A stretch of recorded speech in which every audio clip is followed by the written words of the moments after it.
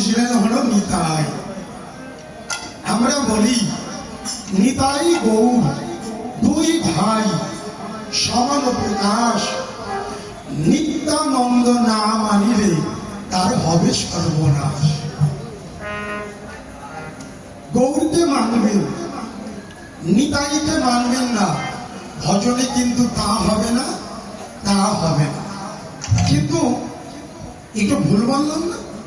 নিতাই গৌর দুই ভাই সমান প্রকাশ। সমান সমান কখন বলা যায়? বৃন্দাবনে রাধা কৃষ্ণ মিলিত হলো গৌর হরি। তাহলে বৃন্দাবনে রাধারানী মধুর রসের পাত্রী, গৌরের মাঝে মধুর রস পরিপূর্ণ। আর নিতাই হলো, আমরা জানি বৃন্দাবনের যিনি দাদা বলরাম, তিনি হলো এবার নদিয়ায় নিত্যানন্দ প্রভু।